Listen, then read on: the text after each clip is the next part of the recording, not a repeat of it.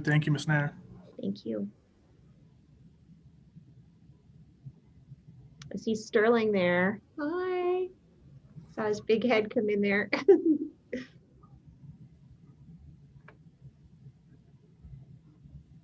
Ms. Nair, we are live. All right, thank you. We will call to order this meeting of the Intergovernmental Relations Committee. All members are present. And the first item of business on the agenda is election of a vice chair. So any nominations for the vice chair position? Yes, Councilor Pena. I'll nominate Councilor Sena or Bassan, whichever one wants it. That's why you jump in first. Anyone want to accept that nomination? Or do I hear a second for either one? I don't know. Councilor Bassan? I didn't know we were going to be doing this, Madam Chair. Sorry. This took me by surprise. This is one of those days, but I'm happy to step up unless Councilor Sena is super eager. Go for it, Councilor Bassan. Right, I will second Councilor Bassan's nomination. Thank you. I will. So we have a motion and a second, or a nomination and a second for Vice Chair of Councilor Bassan. If there are no other nominees, then would that be Mr. Minicucci to read the roll, or who would read the roll? And you're on mute. Yeah. So first of all, Chairwoman Nair, how do you vote? Yes. Yes. Councilor Bassan? Yes. Councilor Sena? Yes. Councilor Pena? Yes. Mr. Padilla? Yes. Mr. Pooley? Yes. The vote is unanimous. All right. Congratulations, Councilor and Vice Chair Bassan.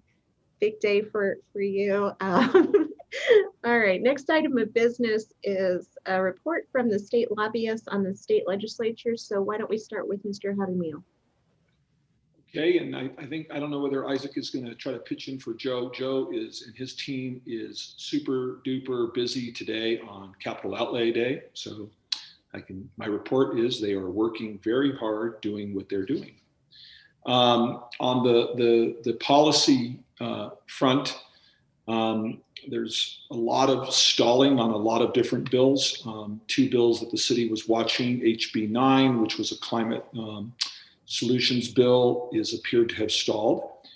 Senate Bill 8, which was the air quality bill that would expand the ability to test diesels, has stalled and is awaiting a committee sub workout between Senator Candelaria and Secretary Kinney. So those are kind of on a stalled situation.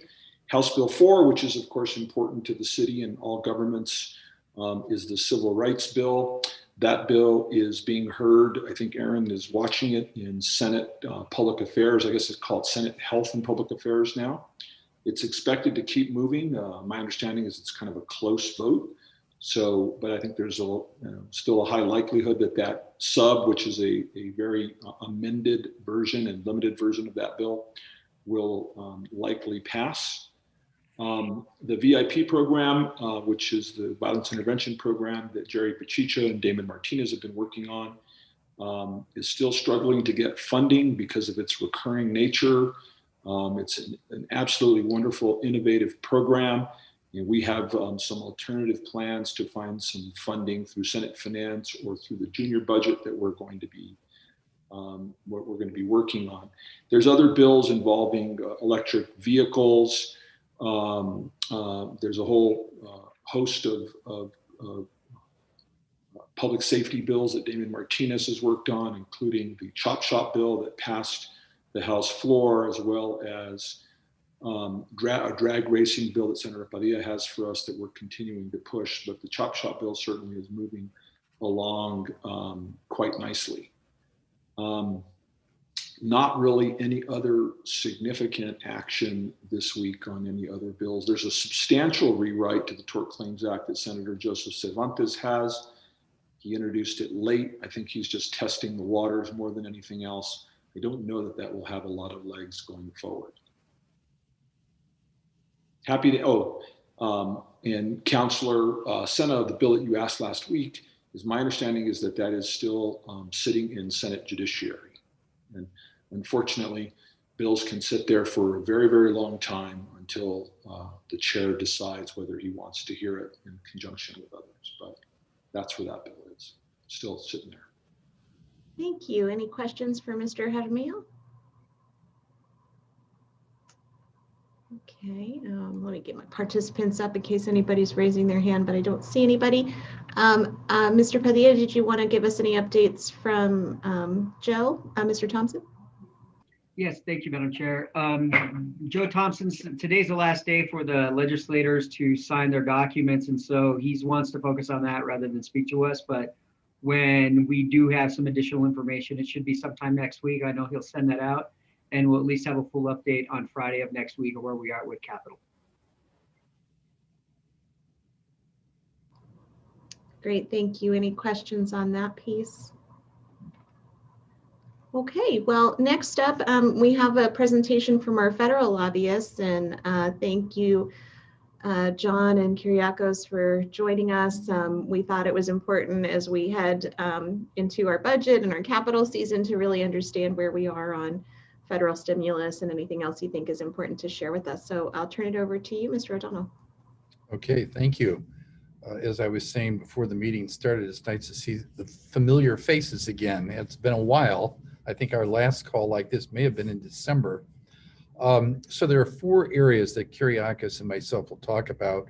One is the COVID legislation, which has the bill number of HR 1319.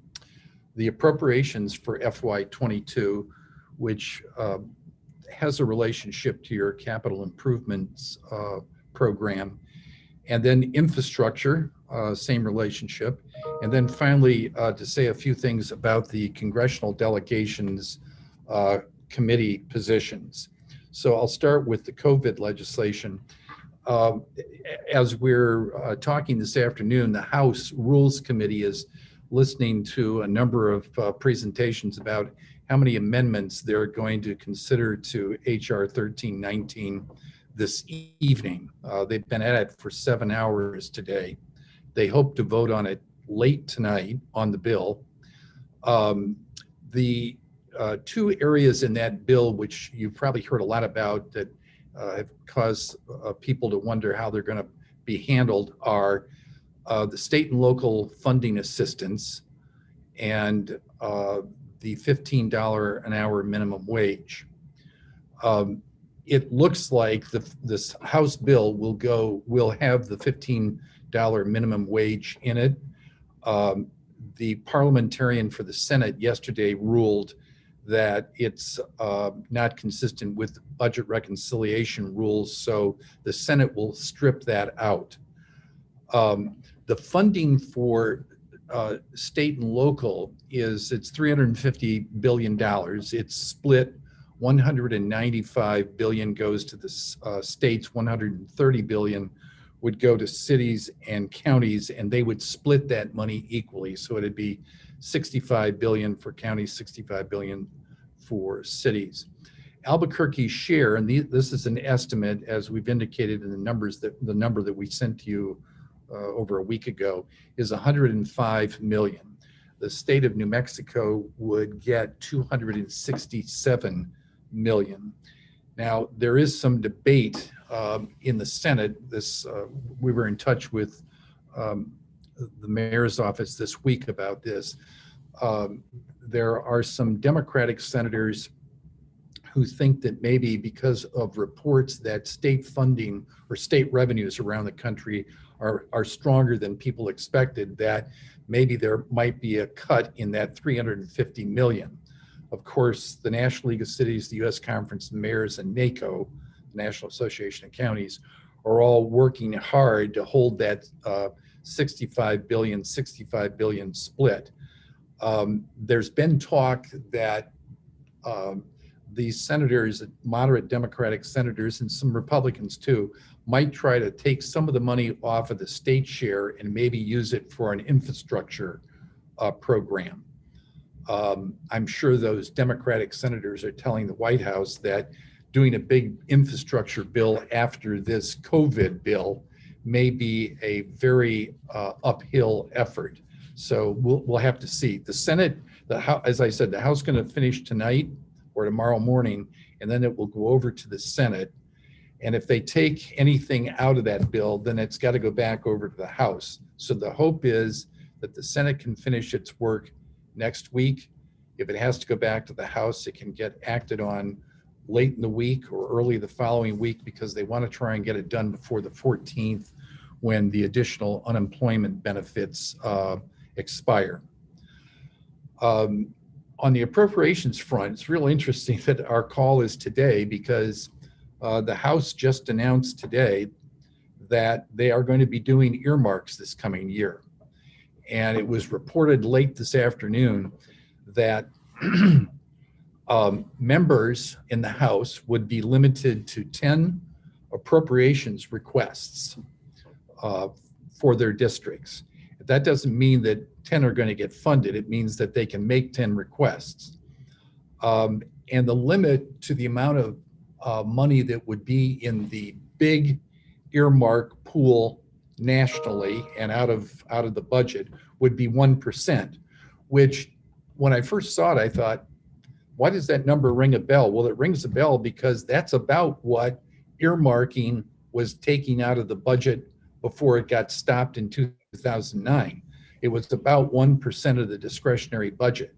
So that's not going to be a big change. Of course, the budget's larger now than it was back in 2009, but we'll see how this goes. The House is definitely going to do this.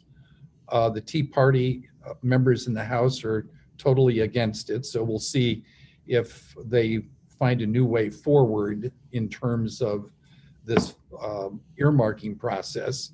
The Senate is more of a question. Senator, of course, Senator Schumer is in favor of bringing them back. Senator McConnell has said that the other day, he said that he would look to Senator Shelby, who is the senior Republican on appropriations. And Shelby said, after McConnell said that, Shelby said, we probably would be interested in that coming back. It just depends on what the rules are governing it.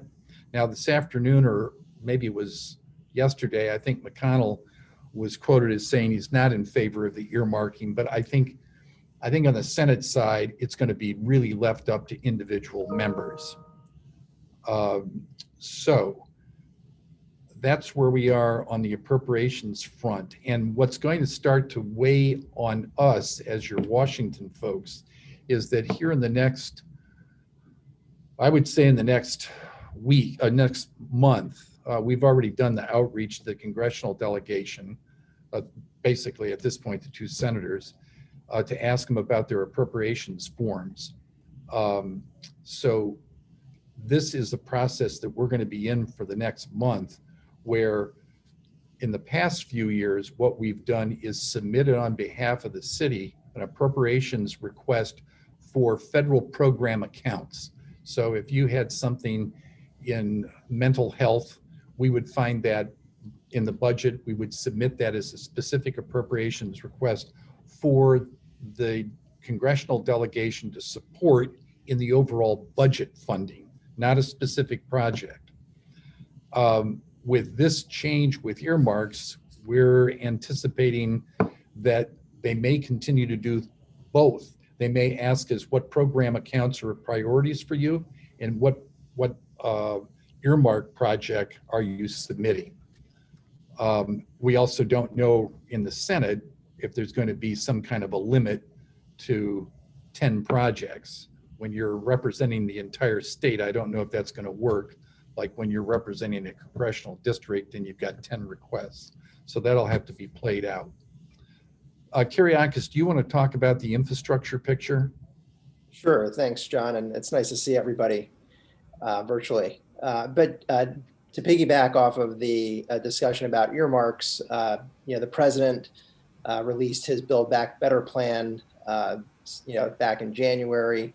That plan is a $2 trillion infrastructure package, and really there's not a lot of detail in the release, but it really will probably mirror what the House did last year. And we've talked to several folks on the House side, and their intention is to use the HR 2, which was a Move America Forward bill. That was a $1.5 trillion package that included about a third for surface transportation reauthorization. And the other elements were housing, infrastructure, energy efficiency, conservation block grants were also part of that. That was a program that was funded under ARA, which provided, direct allocations to cities to do energy efficiency improvements throughout the city. I think the city's allocation back then was in the neighborhood of $4.5 million or so. So again, we expect the House to bring back HR 2. It's not quite clear now how the earmarking issue will impact that bill. Certainly, Mr. DeFazio has not been quiet about his interest to do earmarks. So we can certainly expect that given the opportunity that he'll open that bill back up for earmarks as well. Again, we don't know whether that'll be limited, what form, et cetera. But I think it's something that as we move forward with the FY22 process, to keep in mind that,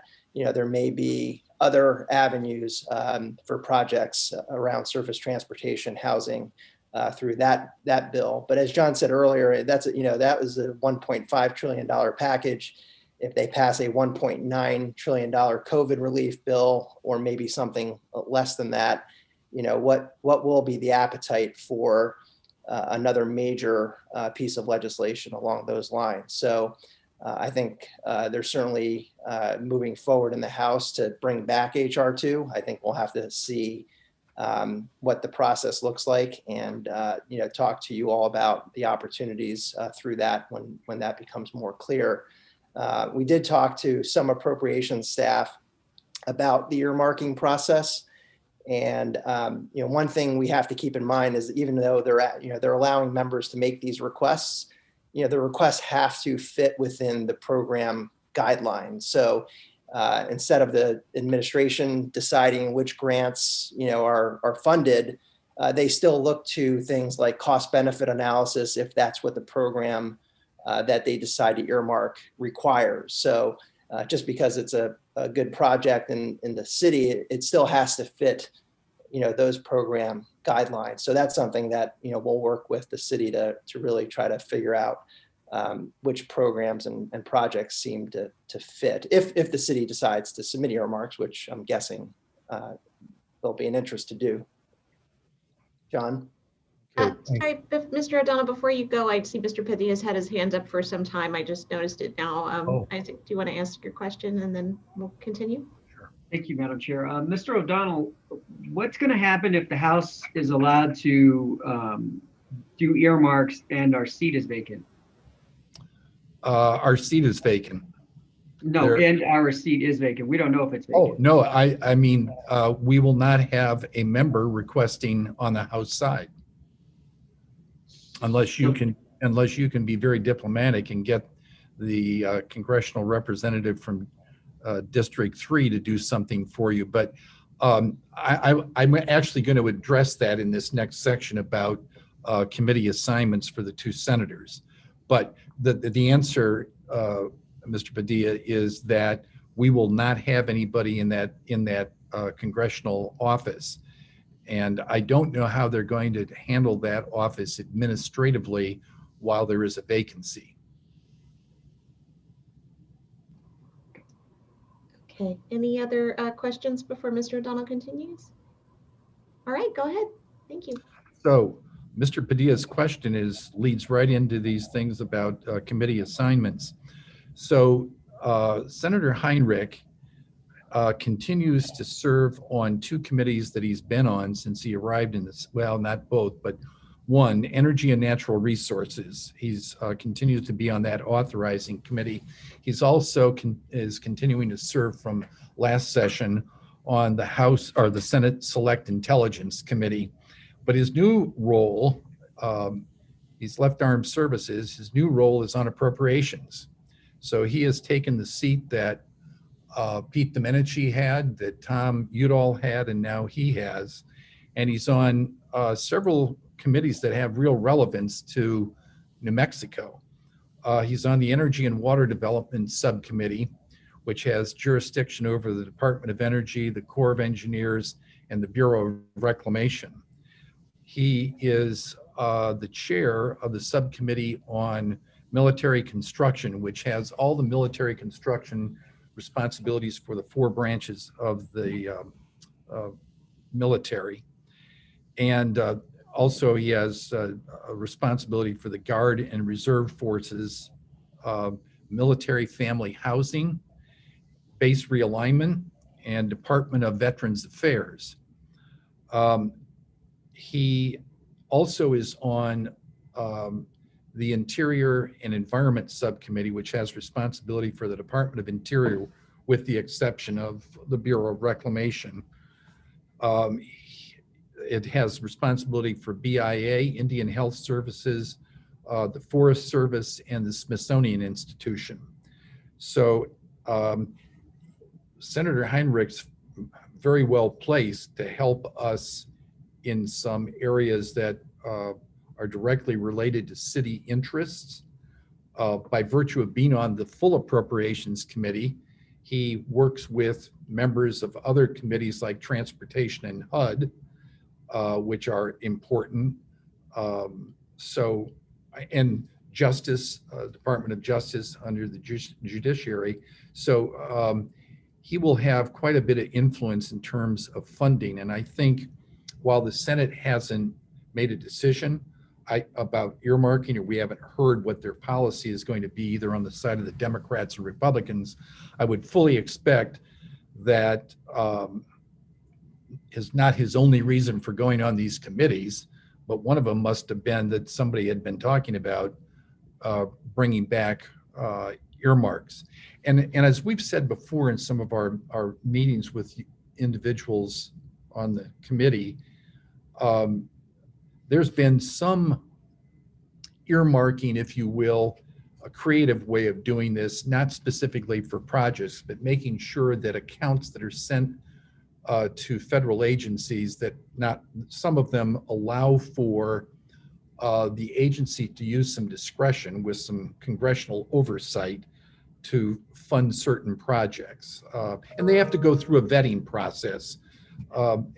The same thing that's going to have to go through earmarking. You know, when we ended the earmarks back in 2009, we were, as your folks here in Washington, going through a very robust exercise with the city and with the congressional delegation about, you know, the value of the project that was being proposed, the funding amount that was being contributed locally, and was this project going to be something that would be built in the time that the federal money was made available to it. So that's his Senator Heinrich's appropriations assignments. I said he continues on Energy and Natural Resources Authorizing Committee, and his committee assignments there on subcommittees cover public lands, forests, mining, national parks, and he's the chair of the subcommittee on energy. Senator Ben Ray Lujan, he's on 5 committees. Agriculture, which covers ag, nutrition, and forestry. Commerce and Science and Transportation, where he's the chair of a subcommittee on communications, media, and broadband. And then he's on the Health, Education, Labor, and Pensions Authorizing Committee, Indian Affairs, and Budget. And generally speaking, I mean, when you look at the committee assignments the 2 senators have, these are pretty consistent with the assignments senators have had over the years from New Mexico.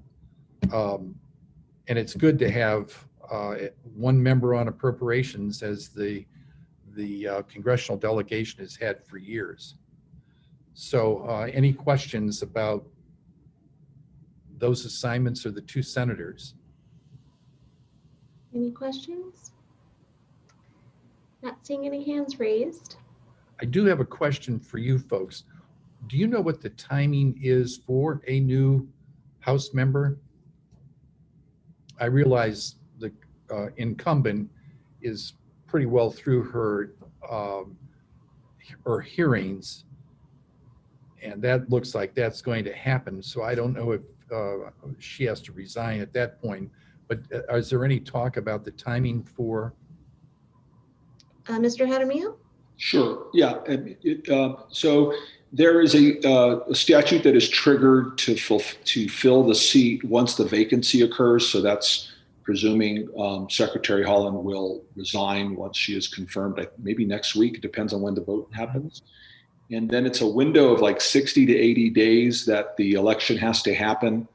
The election will happen after the Democratic and the Republican State Central Committee each selects a nominee for the spot. So if we're looking at her confirmation next week, I think we're looking at 60 days for the election. So it's going to be a while. So maybe by June 1st. As we say out here, más o menos. What do you say out there? More or less. Okay, thank you. Thank you. Well, let me just say this, earmarking decisions will not be completed probably by June 1st, but it will be a rush to see if the new member could do anything. But we'd certainly work with the new member to try and do that. And they may actually, because of those circumstances, they could leave open the door. And remember, it's 10 requests that you make. It doesn't mean you're going to get 9 or 8 or 7. Councilor Bassan. Thank you, Madam Chair. Mr. O'Donnell, I imagine I probably know the answer already to this, but is there a way that Congresswoman Holland could put like a wish list together or something to start, just to kind of plant that seed to say that this is kind of where the pass off would be, or have us communicate to her if need be, or something of the like? I'll answer the question, Counselor, like this. I think it's really important for us, and I'm glad you asked the question. It's really important for us over the next few weeks to become very focused on what the appropriations requests for earmarks are going to be by the city. We've been working on a list, the council, and there's been a citywide one from the administration. We need to have, I would say we need to have a discussion at the latest by the middle of the following week. So March 11th, 10th, we need to have a conversation about what earmarks do we think we ought to pursue. And the question about whether the Congresswoman might have a list she could leave behind or help us in some way. When she leaves that office, she has a continuing interest in New Mexico, but she doesn't have an official way to influence things from that office. So it's really, the ball is in our court, Counselor, to come up with a list that we have available to put in front of the new member when that person arrives, and to work with the 2 senators on immediately. Thank you, Mr. O'Donnell. So I think maybe a couple things. Let's make sure to put this on the agenda for next week's meeting, which is March 5th. That's a week from today. And perhaps we can ask Mr. Minicucci's assistance in distributing whatever the current list that we've been working off to the members of the committee, so that we can begin to review that and have a discussion of it at next week's meeting, if that sounds okay to the membership. And then Councilor Pena, I see you come off mute. Did you have a question or comment? Thank you, Madam Chair. I was just going to suggest that the chair and the vice chair get together and kind of see both, because I know the administration has their list, and then just see if it mirrors what the administration's doing or what we're doing, so that we can have the list merged on what you can agree on. That way we have, a handful of items rather than a whole laundry list of stuff. Thank you, Councilor Pena. My memory is, every day is like a year now. Did we pass a federal priorities? Did y'all pass a federal priorities bill that we reviewed in this committee, or was that like 2 years ago? And I just We did. We Okay. did. So, and actually we twisted it around a little bit. We used to do our legislation by earmark, and Mr. O'Donnell and Caracas know that we worked really hard over the years to kind of change our legislation for grants.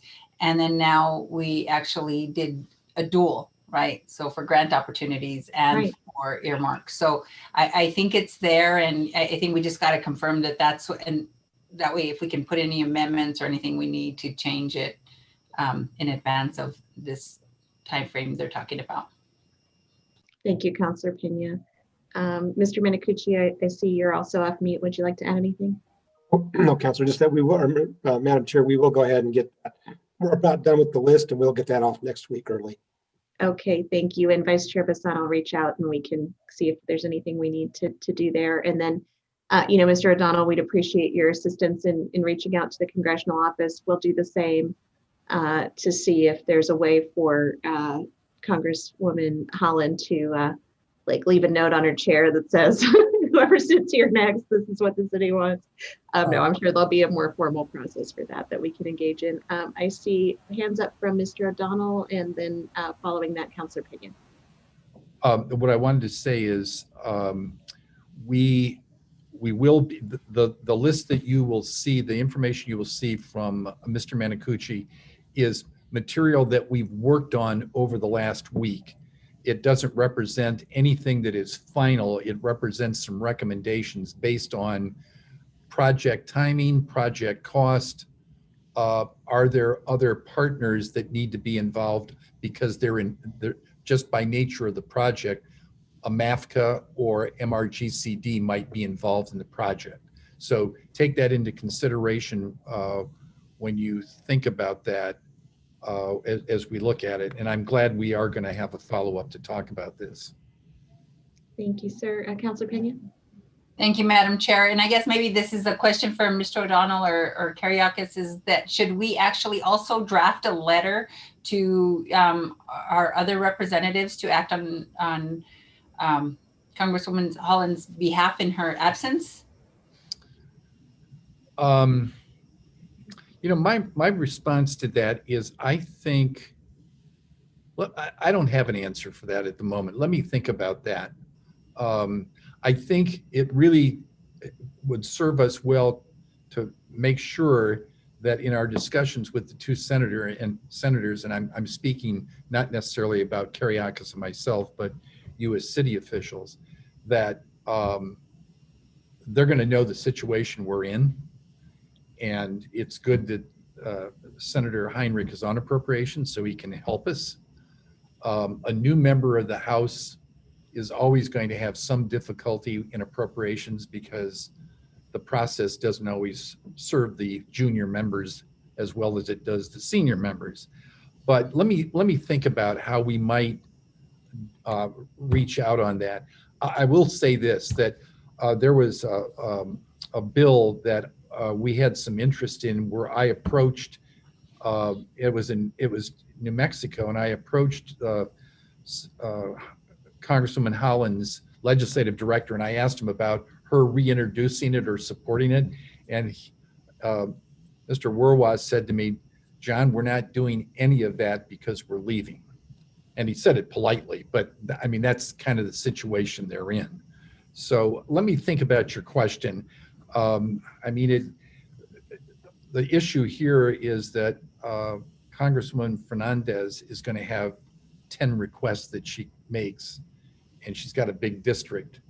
So I don't know that she would be able to do anything with us, but I really think this is why we're going to have to rely on the senators and play catch up when a new member comes in. But I think the real critical thing for us is to have a very short, focused list.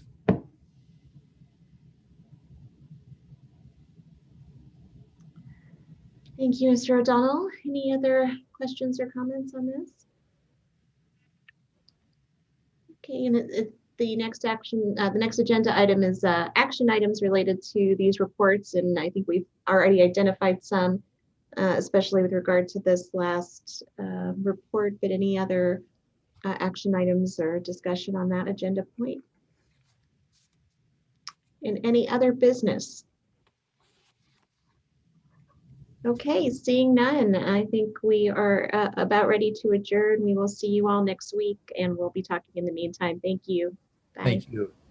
Thank you, Madam Chairman. Bye, thank you. Council.